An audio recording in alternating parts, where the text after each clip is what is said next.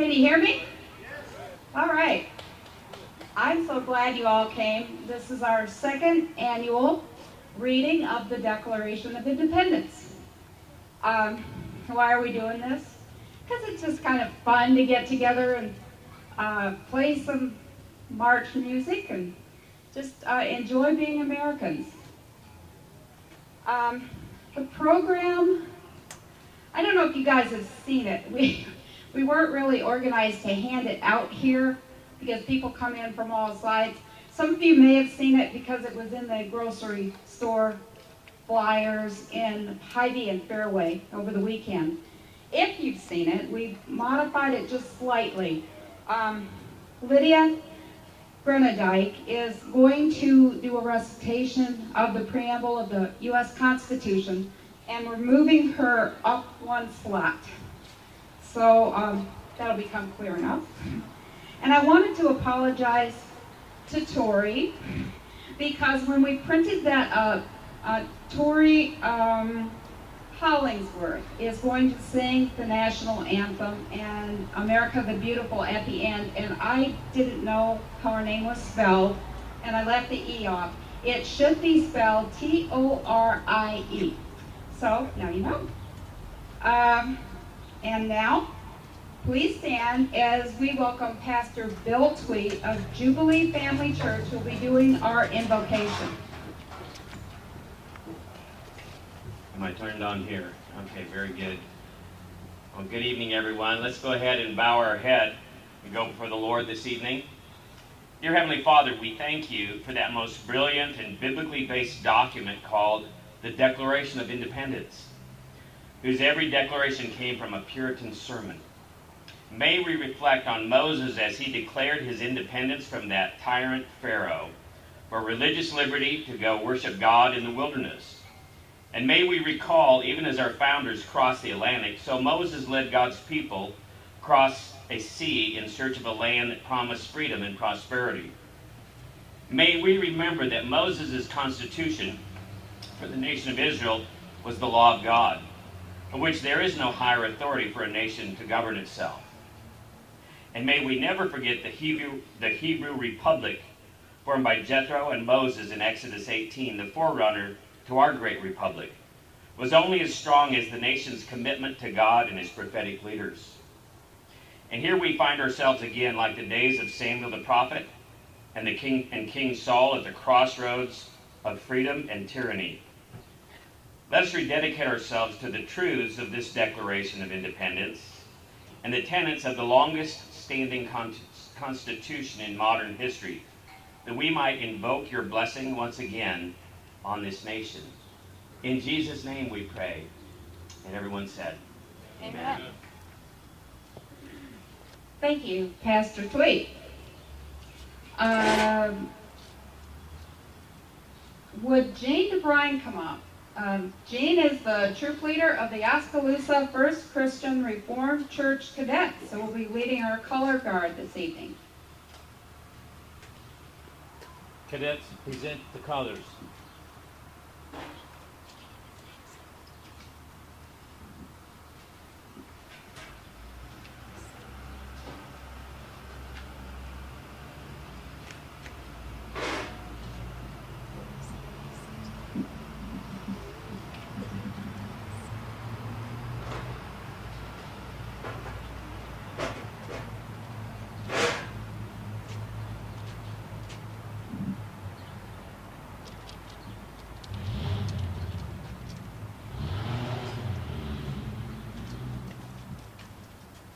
You may be seated.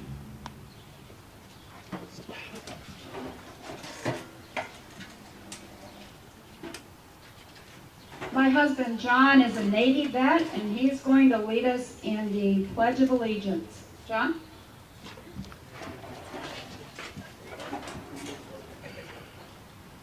I pledge allegiance to the flag of the United States of America and to the republic for which it stands, one nation, under God, indivisible, with liberty and justice for all.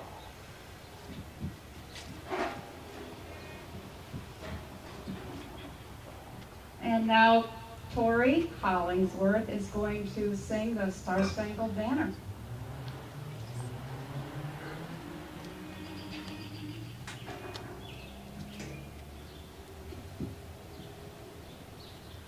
Oh, say, can you see by the dawn's early light what so proudly we hailed at the twilight's last gleaming, whose broad stripes and bright stars through the perilous fight o'er the ramparts we watched were so gallantly streaming, and the rocket's red glare, the bombs bursting in air, gave proof through the night that our flag was still there.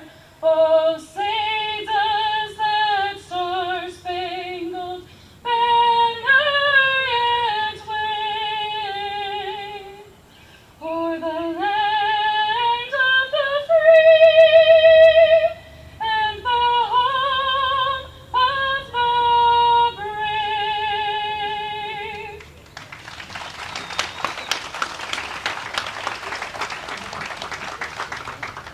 Thank you so much, Tori. That was beautiful. Ken Rosenboom is our senator, and he agreed to give us a few remarks tonight. He was apparently out of town all last week, and I didn't even realize that. Anyway, I'm sorry I interfered with your vacation or whatever you were doing, but please welcome Ken Rosenboom, our senator.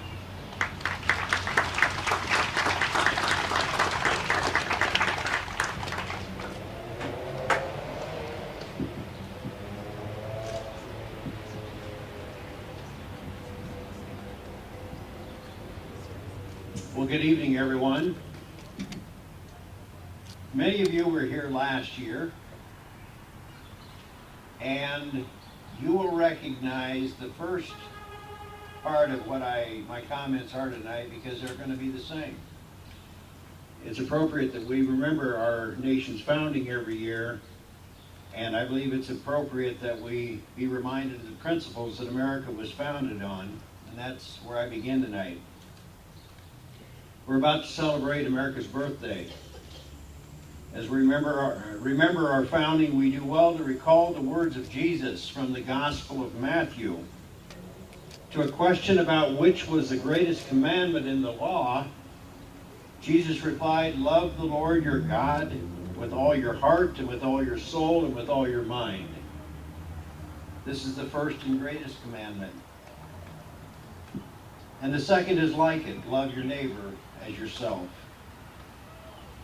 The Bible tells us that all of the law and the prophets hang on these two commandments. Our founding fathers drew heavily on the Judeo-Christian principles found in God's Word, on which to base our Declaration of Independence and our Constitution. The words that all men are created equal and they are endowed by their Creator with certain unalienable rights, that among those are life, liberty, and the pursuit of happiness, are words that recognize that we are created by a higher being, and that higher being, or God, conferred on us all of those basic human rights on which our nation was founded. The concept that all men are created equal is a grand concept, of course. I hope we realize how revolutionary that concept was. For all of history, with few exceptions, human societies had been structured as hierarchies, with kings at the top of the political, the cultural, and the social pyramid, ruling over nobles, and then over the commoners. People were born with a certain status that identified them with one of those levels of life, and the people at the top of the pyramid had all the power. The power to tax, the power to enforce, the power to keep the masses in control, the power of the sword. With the Declaration of Independence, this political and social structure was totally cast aside. And taking its place was a new structure, a structure identified by those three triumphant words that begin in the 1787 Constitution, "We the people." People that are not defined by their status at birth, but people that were capable of governing themselves, and people that could make of themselves whatever their talents and opportunities allowed. We call that liberty.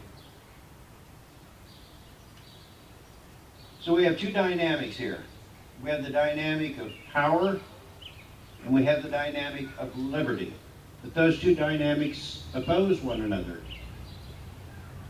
When you tell people they're free to do as they wish, to exercise liberty, how do you deal with conflict? How do you settle differences? How does that liberty not evolve into anarchy? From where does the power come to manage liberty?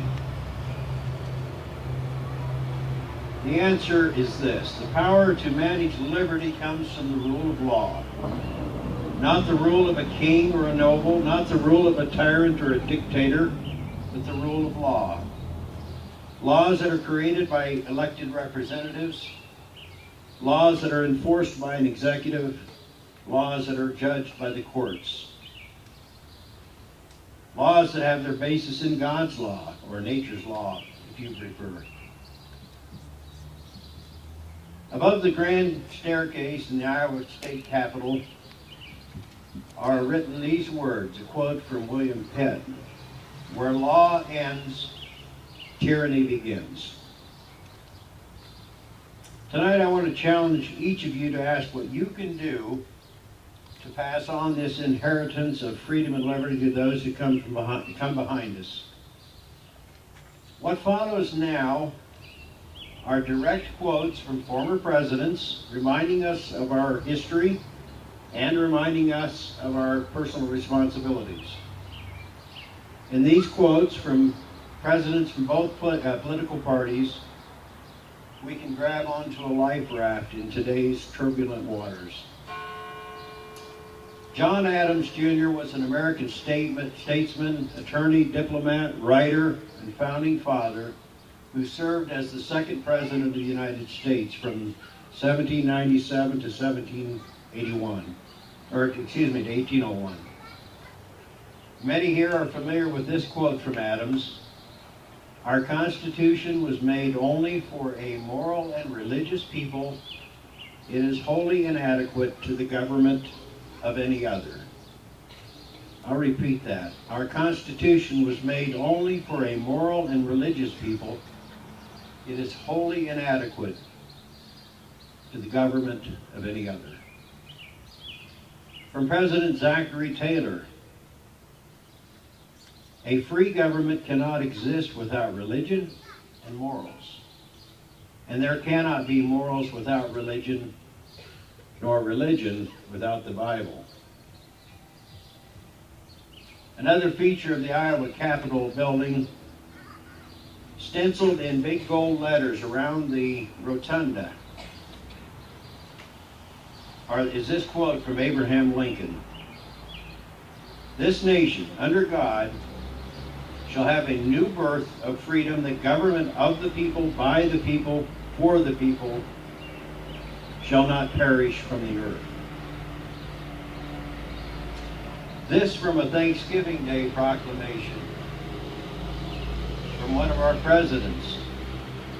In the formative days of the Republic, the directing influence the Bible exercised upon the fathers of the nation is conspicuously evident.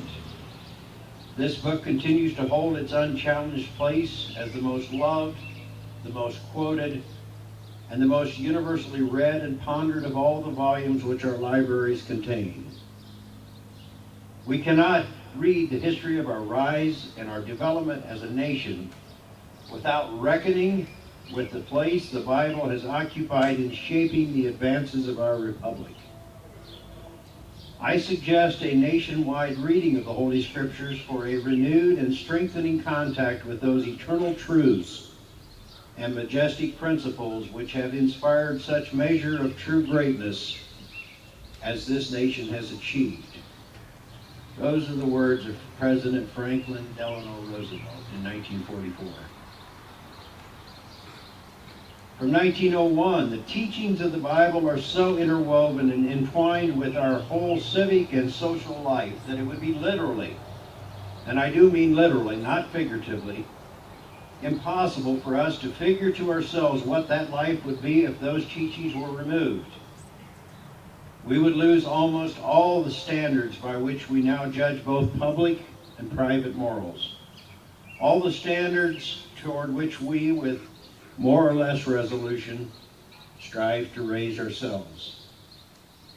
Almost every man who has, by his life work, added to the sum of human achievement of which the race is proud, of which our people are proud, almost every such man has based his life work largely on the teachings of the Bible. President Teddy Roosevelt. Consider these words. The fundamental basis of this nation's law was given to Moses on the Mount. The fundamental basis of our Bill of Rights comes from the teachings which we get from Exodus and St. Matthew, from Isaiah and St. Paul. I don't think we emphasize that enough today. President Harry Truman. One more. Of the many influences that have shaped the United States of America into a distinctive nation and people, none can be or may be said to be more fundamental and enduring than the Bible. The Bible and its teachings helped form the basis for the Founding Fathers' abiding belief in the unalienable rights of the individual, rights which they found implicit in the Bible's teachings of the inherent wealth or worth and dignity of the individual. President Ronald Reagan.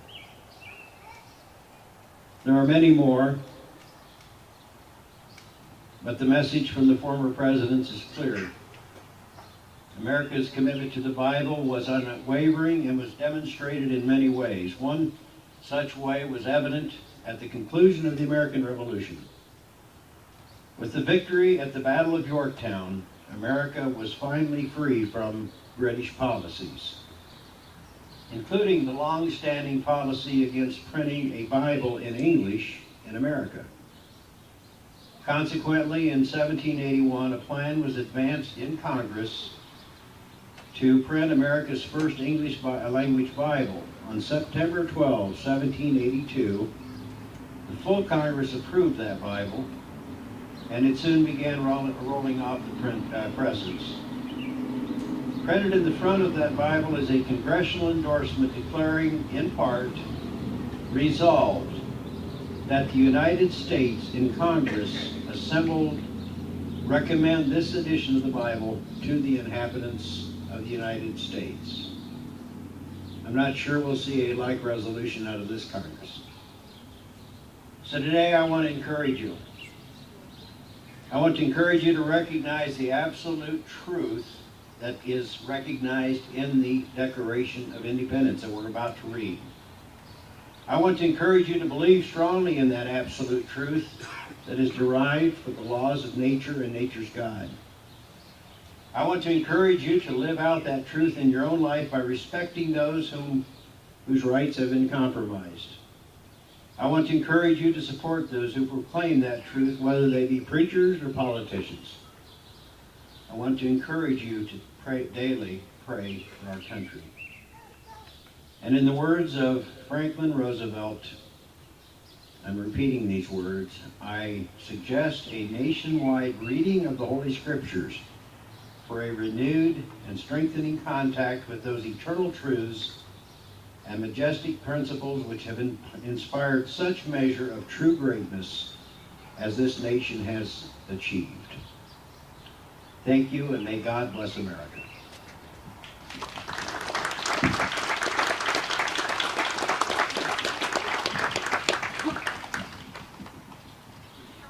Thank you, Ken. I love the way he speaks, and I love what he has to say. Last year, Lydia Gronendijk gave a presentation here that wasn't on the agenda. Her dad spoke to me beforehand and said that she had memorized the preamble to the U.S. Constitution, and would I mind if she recited it here? And I said that would be wonderful, and she did. We got a lot of comments about her giving that recitation, and we were asked if she could do it again this year, and she has agreed to do so. So, this is Lydia Gronendijk.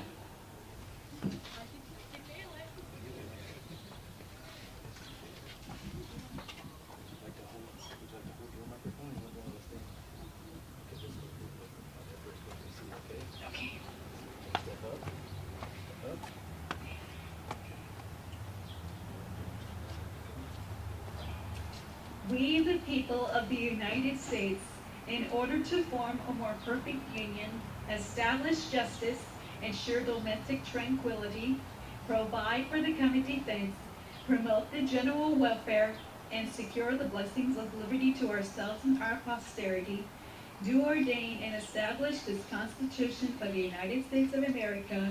Thanks a lot.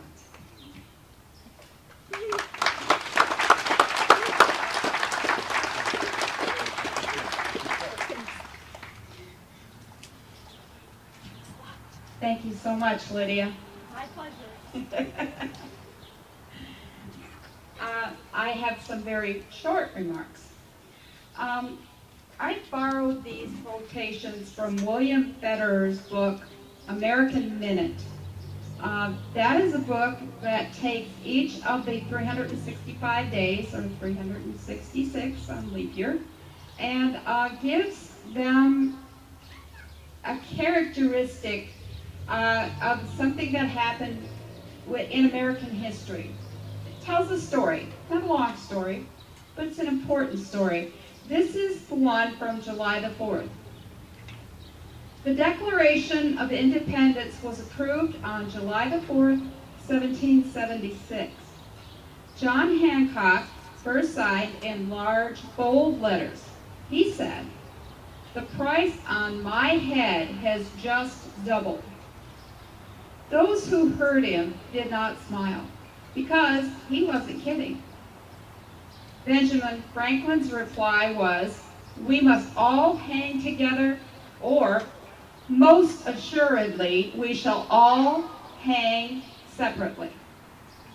That was not a joke either. Of the 56 signers, 17 lost their fortunes. 12 had their homes destroyed. 5 became prisoners of war. 1 had 2 sons imprisoned on the British ship Jersey. The Jersey was what was known as a starving ship. They would capture people and lock them up on the ship and simply not feed them. 1 had his wife die from harsh treatment in prison. 9 signers died as soldiers in the Revolutionary War. This is me talking here now. That adds up to 45 out of 56. I got my calculator out and did the math. That's 80% of those who signed this declaration. Was it worth it? I think it was. I think they knew it was. When Samuel Adams signed the Declaration, he passionately declared, "We have this day restored the sovereign to whom all men ought to be obedient.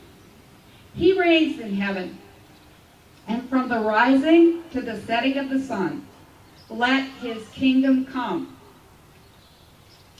His cousin, John Adams, said this, "I believe that this day, July the 4th, will be celebrated by succeeding generations as the great anniversary festival.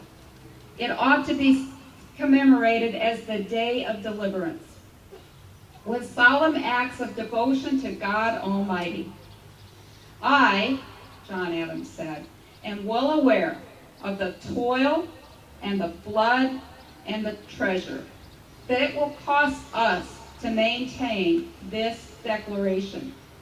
Yet, through all the gloom, I can see the rays of ravishing light and glory. Our posterity will triumph from what we have done here this day. This is me again. May it be so.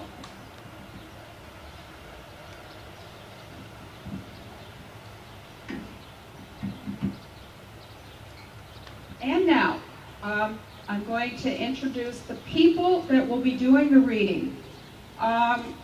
What I want them to do, one by one, when I talk about them, just come up and smile and wave so you guys can get a face with the name, because we won't be able to do that while they're reading.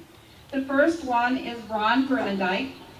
Ron is a pioneer cemetery restoration committee person, former chair of the Mahaska GOP, former member of the Mahaska GOP Central Committee, former troop leader of the Cedar Christian Reformed Cadets, and maybe best of all, a master of the cast iron Dutch oven. He appears from time to time at these barbecue places they have here and there. Let's see. Sheriff Russ Van Renterham is doing a wonderful job in his second term as sheriff. He served in law enforcement in this area for many years. He previously served on the Oskaloosa Police Force, and he's very popular. I get a lot of comments about the Sheriff Russ. Nice guy. The Fire Chief Jeff Swanson. Jeff is the fire chief of the Oskaloosa Fire Department. He's a veteran and, like us, a proud American. Former Representative Guy Vanderlinden served for District 84 in the State House. Guy is a vet, but not just any vet. Guy was a brigadier general with the Marine Corps. He also served as a presidential helicopter command pilot during the Reagan presidency and commanded a Marine helicopter squadron in the first Gulf War. I remain in awe, and he inspires me to stand up straighter. Mark Grunendijk, elected to the Board of Supervisors for the second time last November. Mark is a farmer of many acres. He's a very proud father and grandfather, and it was Mark's lovely daughter, Lydia, who recited the preamble to the U.S. Constitution this evening. Ben Bakey became police chief in Oski in 2018. He's originally from Illinois, retired after 21 years as a police officer in Rockford, Illinois. Chief Bakey teaches part-time at William Penn University, and he and his family are enjoying Iowa. Steve Wanders, just wave to everybody. Steve is on the Board of Supervisors. He's a farmer, and I believe in his first term on the Board of Supervisors. When it's time for Steve to read, his wife Annette is going to do the reading for him. And I didn't have enough time to get by on Annette. But and then Mayor Dave Crutchfeld, is the mayor of the city of Oski. Dave served on the city council for 4 terms, plus a partial term. He's currently serving in his, I believe it's 6th term? Yes. 6th term as mayor. He is, or has been, treasurer of the, I haven't checked this, I got this off your website. Mahaska County Solid Waste Management Commission, treasurer of the Mahaska County YMCA Board of Directors, sits on the Mahaska County Assessors Conference Board, He's the CFO for Interpower and the controller for Tassel Ridge Winery. Busy guy. Pastor Mike Sinnott is the pastor of the Rose Hill Community Church. He became the pastor in 2015. I would love to hear Mike's whole testimony. I understand that early in his life he was a trucker with Sinnott Trucking Company, I think it was called, and became a Christian when he was still a trucker. But he felt called to serve God more directly and became the pastor of that lovely church in Rose Hill. As I was talking to him yesterday about how he would like to be introduced, he began telling me the story of the food bank at his church. And the story he told me was so compelling, I asked him if he would agree to share it with you. He told me that this might take 5 to 7 minutes, but it's a good story, and I think you'll enjoy it. Pastor Mike?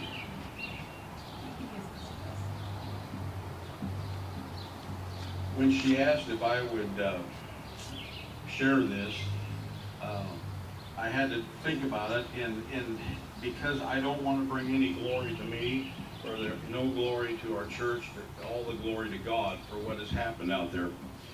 And we're not promoting a church tonight or anything else, but this whole thing started in the fall, late fall or early winter of in December of 2014, and the church purchased a building catty corner from the church in Rose Hill.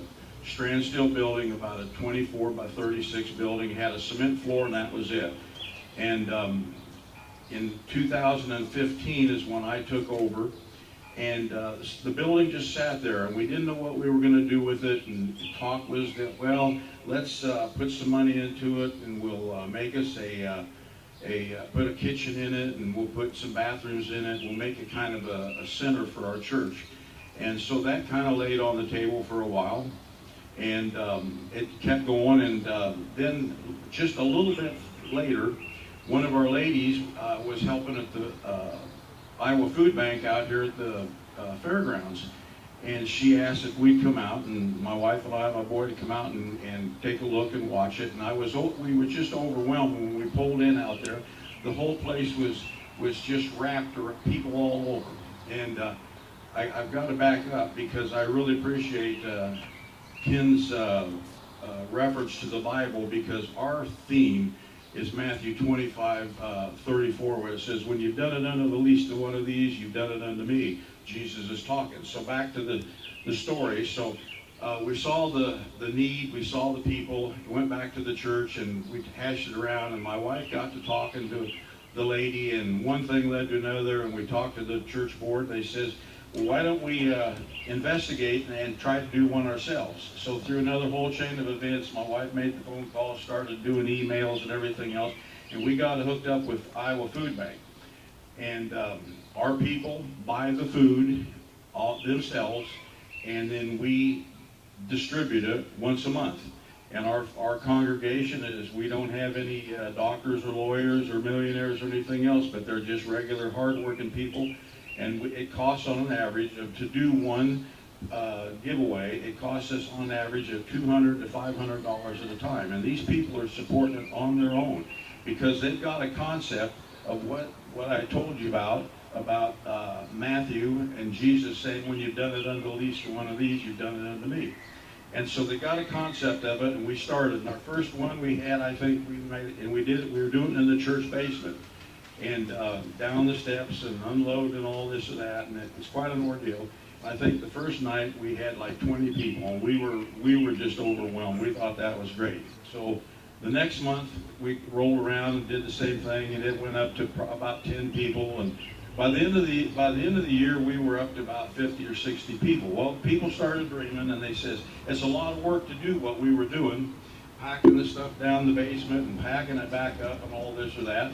And so we got to thinking and said, well, why don't we just utilize that building over there and put the kitchen on hold and the bathrooms, but we'll finish it off and we'll move the food bank over there, which we did. And we put about $10,000 into the building, and we sided it and put a ceiling in it and insulated it and did a beautiful job. It's a beautiful building. And now the people were coming, instead of going down and up and down the steps and all that, they were going over and they were walking through and around, and you have to be there to see it and all this and that. Well, kept going, and we just finished that off about a month, and I get a letter, and this is where it starts to get good. Well, it's all good, but I get a letter in the mail from the Ruatan company at Rose Hill, and because of their age, because of the lack of people using the building and renting the building and all that, they said they wanted to sell their building, which is another beautiful building, and it's about 3 times as big as what we've got. It's got a full kitchen in it, the whole works, everything went with it, and they asked if we would be interested. So I called the lady up and I said, boy, I wish you would have told me this about a month ago. We just put $10,000 in this other building, and I says, how much do you want for the building? And she says, we want $10,000. We'll sell it to the church for $10,000. And I says, okay, I got a board meeting coming up this week, and I said, this Sunday, and I said, we'll talk to the board. And so the more I thought about it, they just ate on me, and I didn't know what to do, and I was stewing about it and everything else, and didn't know what to do. And I thought, instead of telling the board, I'm just going to bring it to the whole church. And so that Sunday morning I got up, I told them the whole story and everything else. And before I could get the whole thing out of my mouth, my piano player gets up, walks over, and she hands me a wad of money. Had no idea at the time how much money it was. She says, I've been saving this, I don't know why, but I do now. And it's no sooner than that happened, a new couple that had been starting to come to our church, been there a couple of weeks, he stands up in the back and he says, I'll give $1,000. And somebody else over on the other side says, I'll give $500. And it started going back and forth, and I said, wait a minute. Told my wife, I said, start writing this all down. And I stood back and I watched the finger of God move on this little congregation that doesn't have a lot. And before it was all over with, we'd raised $7,000 in about 10 minutes. $7,000. So we needed $3,000, and 2 couples were gone that week, and they got back. News travels fast, folks, in a little town, and they got back, and they called and they said, we'll give $1,000. So now we're $1,000 close to or short of our goal. I'm mowing the yard in this building, where the building sits, and I'm mowing the yard, and here comes this gentleman over to me, and he says, I understand that the church wants to buy the community center in town. I says, yes, we do. He says, I want to give you some money towards that. And I says, that's fine. I knew the gentleman. I knew that he didn't have a lot and everything else. And he hands me a check. I don't normally look at money or what the checks are made out or whatever. I just usually roll them up, put them in my pocket, and then later on. But I happened to look down, and I saw a couple of zeros there, and I thought, that's something. And I opened up the check. You guessed it, $1,000. Now that's just how this whole thing has started to unravel. It's been one thing after another, and I'll quit here because last 2 months ago, well, then COVID hit. That was the next big thing. And so Food Bank says, you can't do the walkthrough, we're going to have to do a drive-through. So we made adjustments and all this or that, and you have to see it to understand how it all works. But in May, we had 61 cars go through from 15 different towns, and we fed 365 people. Now that's the kind of outreach this thing is doing in this little town, and these people are doing this. So we desperately, I'll quit, here's the final for right now, but we desperately need a cooler refrigerator freezer, desperately.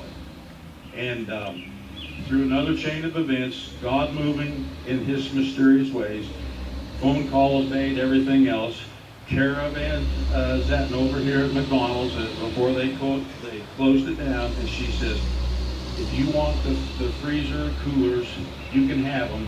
When they start tearing them down, come and get them, and we'll give them to you. They gave everything and all this and that. It's just been one thing after another.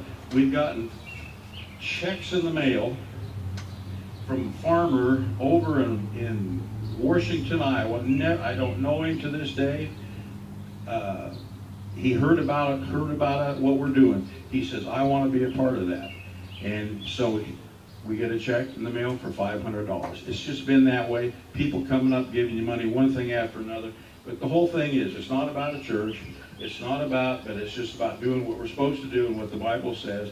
And I thank you. And if you get a chance, drive over. And by the way, I need to put a plug in. I'm sorry, I am. If you know of anybody that is in dire need of food, please bring them over. Get them there, because it's free to the public, doesn't cost them nothing, and we'll feed them and we'll take care of them. Okay? Thank you. Thank you so much, Pastor Mike. I thought that was a wonderful story. Senator Ken Rosenboom. He's a wonderful speaker. He began serving as a member of the Board of Supervisors in the Haskell County before becoming our senator for the 40th District. He's now serving in his second term. He's been active in Farm Bureau. He's been a member of many, many, many committees in the State House. In 2019, Ken won the Iowa Uncommon Public Service Award, given by the Herbert Hoover Institute in West Branch for humanitarian service. He won another award last year. I think I was there when they gave it to him, but I failed to write down the name of it. But he's well respected in the State House, around the state. And we are very fortunate to have him. He's somebody you can talk to about bills in the State House. Express your concerns about them, and he will listen to you, and that matters a lot. Representative Dustin Height. Dustin is a lawyer from New Sharon, where he was formerly the mayor. He is a partner with the law firm of Hesslinga, Dixon, and Height here in Oski. He's doing a terrific job in his second term as representative for District 79 in the State House, where he succeeded Guy Vanderlinden. Last year, Holly Brink was a reader. She wasn't able to be here tonight, but she represents a portion of the Haskell County, and I believe that's District 80. And now, let's listen to the Declaration of Independence. Ron's our first reader.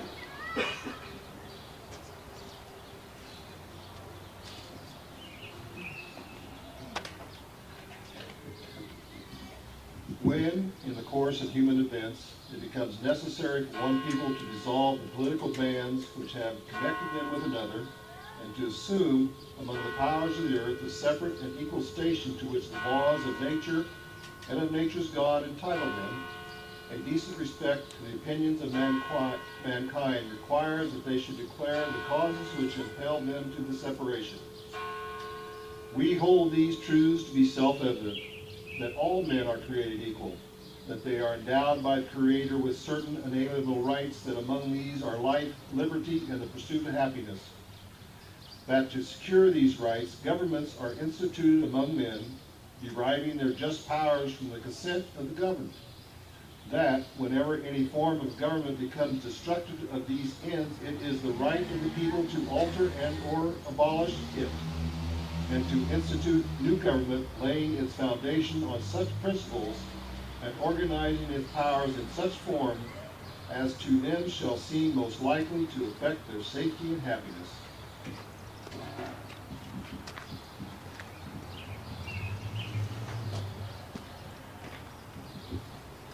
Prudence, indeed, will dictate that governments long established should not be changed for light or transient causes, and accordingly, all experience has shown that mankind is more disposed to suffer while evils are sufferable, than to right themselves by abolishing the forms to which they are accustomed.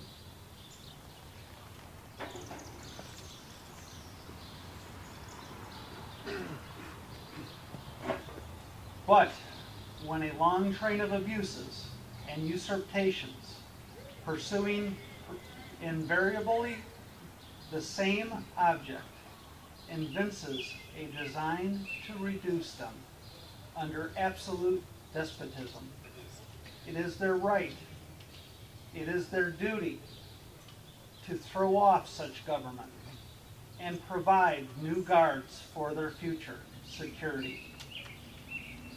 Such has been the patient sufferance of these colonies, and such is now the necessity which constrains them to alter their former systems of government.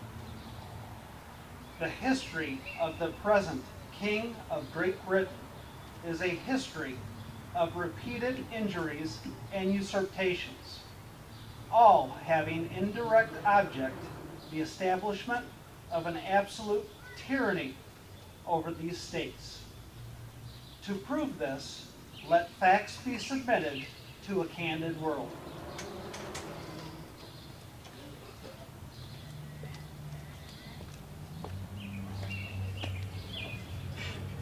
He has refused his assent to laws the most wholesome and necessary for the public good.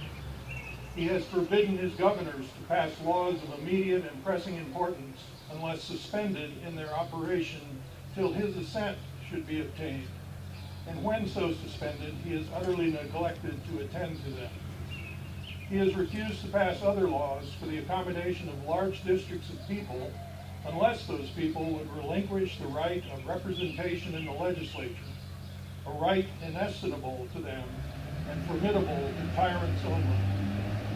He has called together legislative bodies at places unusual, uncomfortable, and distant from the depository of their public records, for the sole purpose of fatiguing them into compliance with his measures.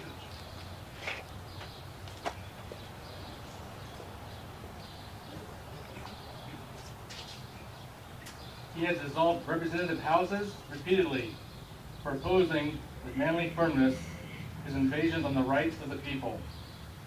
He has refused for a long time, after such disillusions, to cause others to be elected, whereby the legislative powers, incapable of annihilation, have returned to the people at large for their exercise.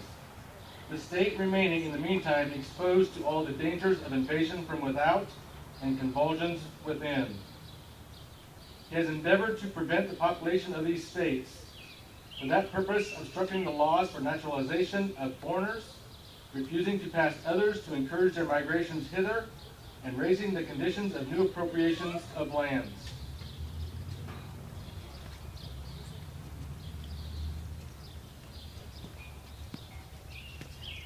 He has obstructed the administration of justice by refusing his assent to laws for establishing judiciary powers.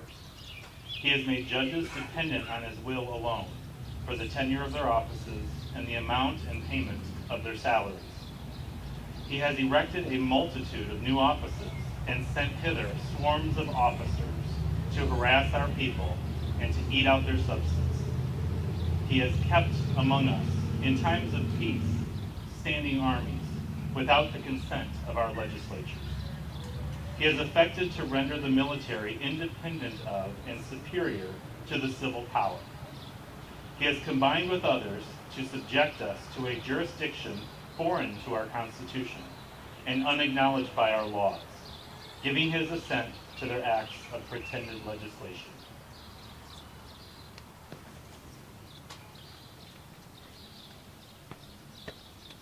For quartering large bodies of armed troops among us, for protecting them by a mock trial from punishment for any murders which they should commit on the inhabitants of these states, for cutting off our trade with all parts of the world, for imposing taxes on us without our consent, for depriving us in many cases of the benefits of trial by jury, for transporting us beyond seas to be tried for pretended offenses,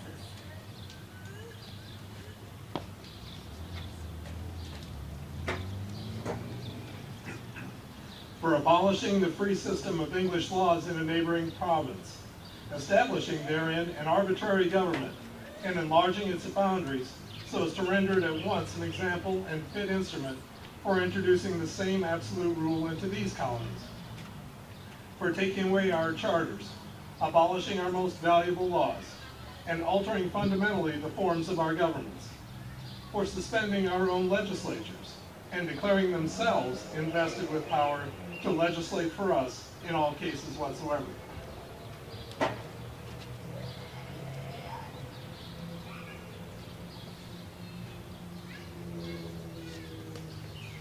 He has abdicated government here by declaring us out of his protection and waging war against us. He has plundered our seas, ravaged our coast, burnt our towns, and destroyed the lives of our people. He is at this time transporting large armies of foreign mercenaries to complete the works of death, desolation, and tyranny, already begun with circumstances of cruelty and prejudice scarcely paralleled in the midst of barbarous ages and totally unworthy the head of a civilized nation. He has constrained our fellow citizens, taken captive on the high seas to bear arms against their country, to become the executioners of their friends and brethren, and to fall themselves by their hands. He has excited domestic insurrections amongst us, and has endeavored to bring on the inhabitants of our frontiers the merciless Indian savages, whose known rule of warfare is an undistinguished destruction of all ages, sexes, and conditions.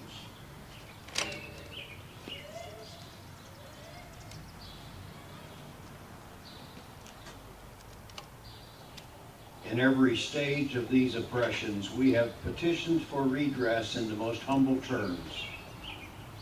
Our repeated petitions have been answered only by repeated injury.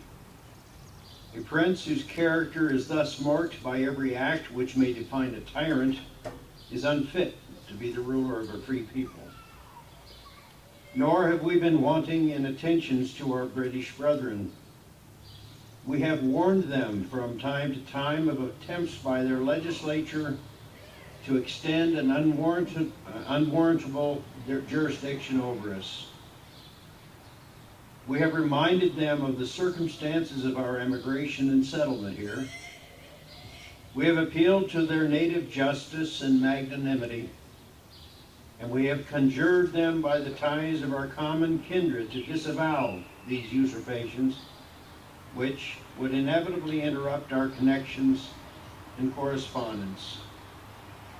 They too have been deaf to the voice of justice and of consanguinity.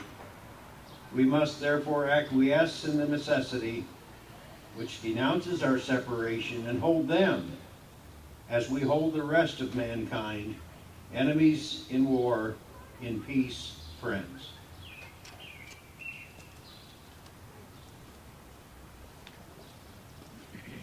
We, therefore, the representatives of the United States of America and General Congress assembled, appealing to the Supreme Judge of the world for the rectitude of our intentions, do, in the name and by the authority of the good people of these colonies, solemnly publish and declare that these united colonies are, and of right, ought to be free and independent states, that they are absolved from all allegiance to the British Crown, and that all political connection between them and the state of Great Britain is, and ought to be, totally dissolved, and that, as free and independent states, they have full power to levy war, conclude peace, contract alliances, establish commerce, and to do all other acts and things which independent states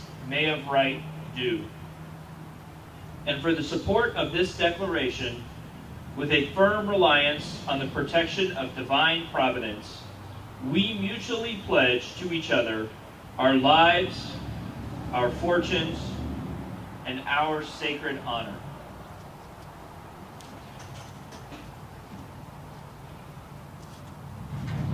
Thank you to our public servants for sharing the words of Thomas Jefferson with us this evening. And now, Tori Hollingsworth will lead us in singing America the Beautiful.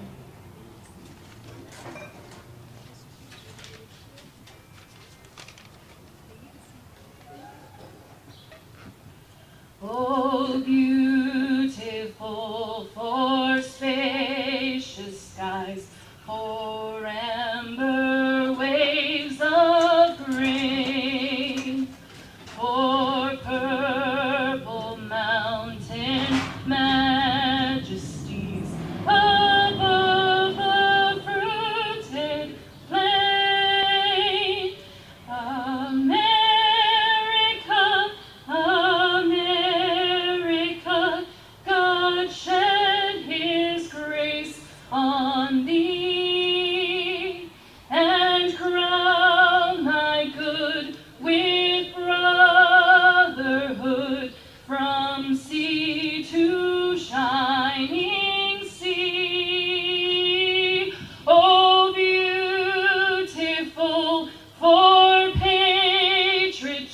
gleam that sees beyond the years.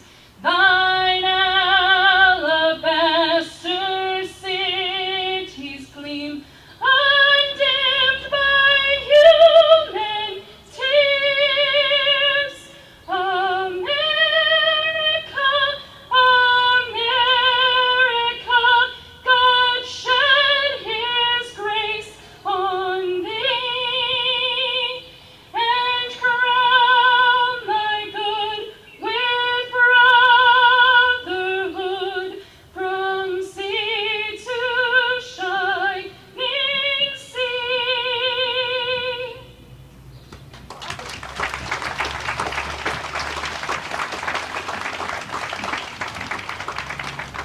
Thank you so much, Tori.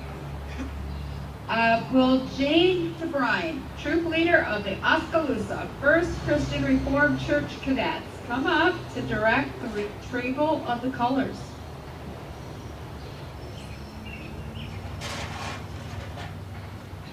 Cadets, retrieve the colors.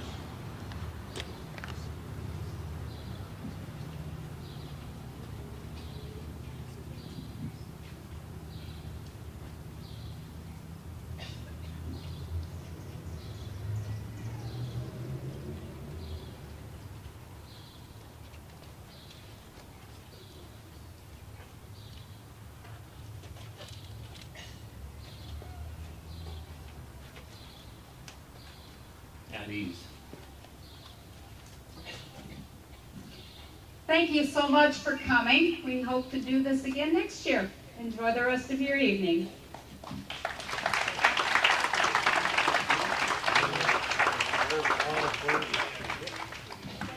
Oh, you guys, there's plenty of food left if you want some brownies or cupcakes or